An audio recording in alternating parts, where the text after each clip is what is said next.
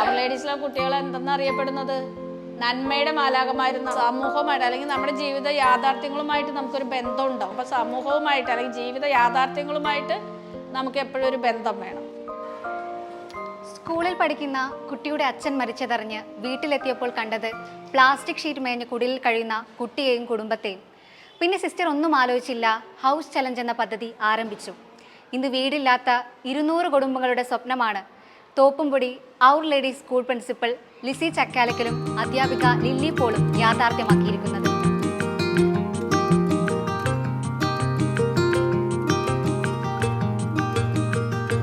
First day ഇവിടെ freshers ഡേക്ക് വരുമ്പോൾ തന്നെ ആദ്യം സ്കൂളിനേക്കാൾ ഞങ്ങൾ ആദ്യം മനസ്സിലാക്കിയത് സ്കൂള് ഉന്നയിച്ചുകൊണ്ടിരിക്കുന്ന ഈ ഹൗസ് ചലഞ്ച് പദ്ധതി എന്ന് പറയുന്ന പദ്ധതിയെക്കുറിച്ചാണ്. വിദ്യാർത്ഥിനികളുടെ വീടുകൾ സന്ദർശിക്കാൻ പോകുമായിരുന്നു. കുട്ടികൾ വരുന്ന അവസ്ഥ കണ്ടപ്പോൾ വളരെ ദയനീയമായിട്ട് തോന്നി. കാരണം അവർക്ക് ഒട്ടും തന്നെ അടിസ്ഥാന സൗകര്യങ്ങളില്ലാത്ത അവസ്ഥയിൽ നിന്നും വരുന്ന ഒരുപാട് കുട്ടികളെ കണ്ടു.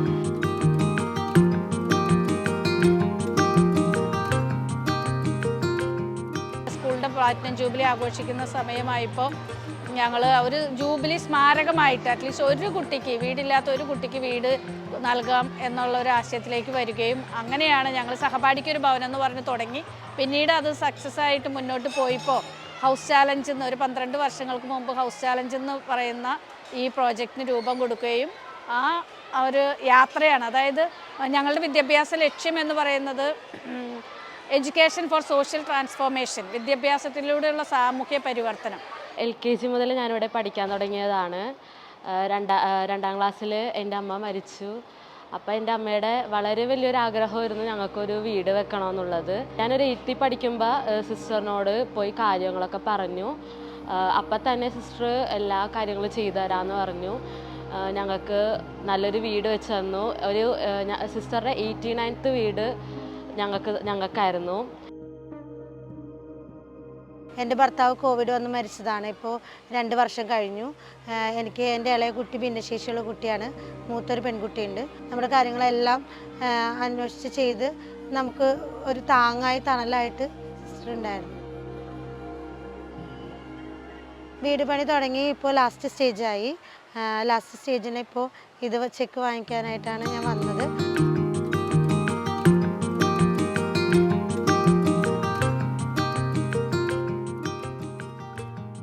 സിസ്റ്റർക്ക് വേണമെങ്കിൽ പ്രാർത്ഥന മാത്രമായി ഈ കോൺവെൻറ്റിൻ്റെ ചുവരുകൾക്കുള്ളിൽ കഴിയാമായിരുന്നു.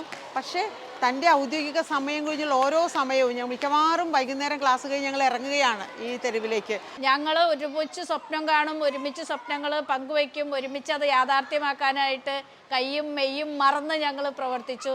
അപ്പം ഇന്ന് എനിക്ക് പറയാനുള്ളത് സൗഹൃദം എന്ന് പറയുന്ന ഒരു സുഹൃതമാണ്. എനിക്ക് എൻ്റെ മക്കളോട് പറയാനുള്ളതെന്ന് വെച്ചാൽ നമ്മളെന്ത് ഇത് കണ്ടാലും അതിജീവനത്തിനൊരു മാർഗമുണ്ട് എല്ലാത്തിനും. ഇന്നിപ്പോൾ നമ്മൾ കാണുന്ന കുട്ടികളെല്ലാം എവറിത്തിങ് ദേ വാണ്ട് ഇൻസ്റ്റൻറ്റ് സൊല്യൂഷന് വേണ്ടിയിട്ടാണ് ശ്രമിക്കുന്നത്. പക്ഷേ നമ്മുടെ സമൂഹത്തിൽ ഒരുപാട് നന്മയുടെ തരംഗങ്ങളുണ്ട്. അത് കണ്ടെത്തിയിട്ട് നമ്മൾ ജീവിതത്തിലേക്ക് ഉൾപ്പെടുത്തുകയാണെങ്കിൽ നമ്മുടെ ജീവിതം സക്സസ്ഫുള്ളായിട്ട് കൊണ്ടുപോകാൻ സാധിക്കും.